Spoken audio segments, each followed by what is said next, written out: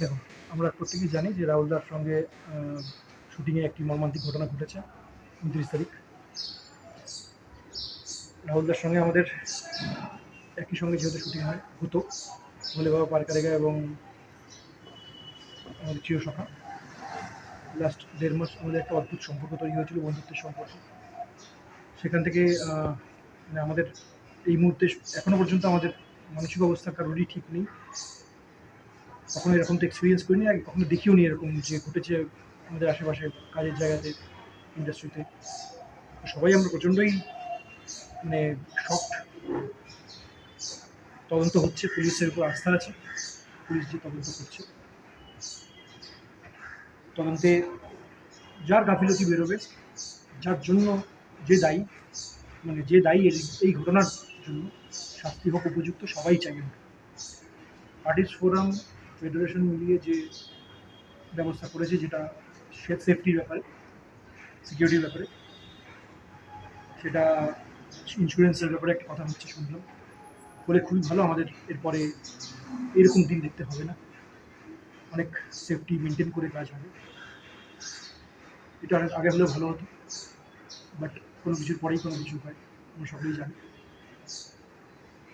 সবই ঠিক আছে, আমি একই মত, সবাই একমত আমরা আর্টিস্ট ফোরাম, ফেডারেশন। বাট একটা ব্যাপারে আমি একটু বলতে চাই, যেহেতু আমি চিরসখা করেছি এতদিন ধরে, আজকে এই সিরিয়ালটা যে বন্ধ হয়ে গেল, প্রায় ১৫০ মানুষ তাদের রুটি রুজি নষ্ট হল।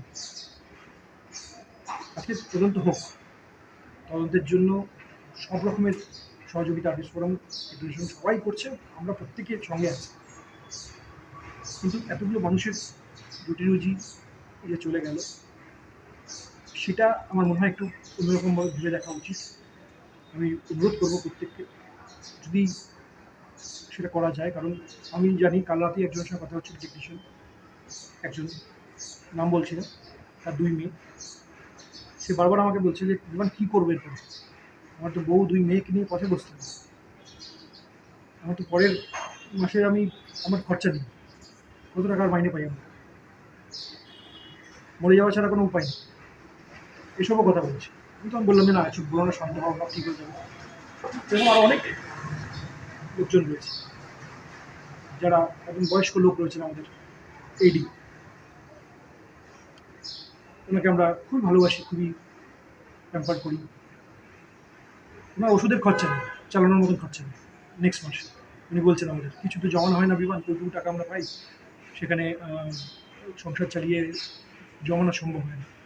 তো আমি প্রত্যেকের কাছে আর্জি জানাতে চাই একটা, যে অ্যাটলিস্ট কাজটা যদি চলতো, যা হচ্ছে হোক, অবশ্যই তদন্ত হোক, যে দোষী শাস্তি পাক, কিন্তু কাজটা বন্ধ হয়ে যাওয়াতে বিশাল একটা প্রবলেম হলো, বিশাল লস হলো প্রচুর মানুষের। আজকে আমার হয়তো, আমরা ফ্রিল্যান্সার, আমি হয়তো কাজ ঠিক আছে, আমি এখন না করলে আমি একটা ব্যবসায়িক পরিবার থেকে আসছি, আমি আমার জন্য কোনো পোস্টও করিনি। আজকে পোস্ট করেছিলাম, সেই ব্যাপারে অনেক বিতর্ক হয়েছে। আমি পোস্টটা সেভাবে করিনি, আমি আমার জন্য করিনি, ভালো করে পড়লেই বুঝতে পারবেন। আমি তাদের জন্য করেছি পোস্ট, কোথাও লেখা নেই যে আমি আমার জন্য করছি। এই সব থেকে বড় ব্যাপার যেটা আমি মানে মানুষকে বোঝানো আমার পক্ষে সম্ভব না, হয়তো মানুষের হাতে ফোন আছে, যখন যা পারছে লিখে দিচ্ছি, এটা দুবারও ভাবে না। আমি তো একবারও অস্বীকার করছি না যে এই তদন্ত বা এই যে প্রক্রিয়া চলছে সেটা আমি সমর্থন করছি, সবাই সমর্থন করছে। কিন্তু এই লোকগুলোর পেটের দিকে তো তাকাতে হবে। আজকে এই গরিব লোকগুলো কী দোষ করেছে, আজকে এই লোকগুলো কী দোষ করেছে, এই লোকগুলো তো কোনো দোষ নেই। সেখান থেকে আমার মনে হয় একটু ভেবে দেখা উচিত। আমি সম্মানীয় যারা রয়েছেন দাদারা, প্রত্যেককে আমি বলবো, আপনারা অনেক বড় মনের মানুষ, আমি জানি অনেক মানুষকে অনেক রকমভাবে আপনারা সাপোর্ট দেন, হেল্প করেন। এই লোকগুলোর কথা দুবার ভেবে অ্যাটলিস্ট যদি একটু অন্য একটা ব্যবস্থা করা যায়, অন্য কোনো পদ্ধতিতে যদি কিছু করা যায়, একটু দেখুন।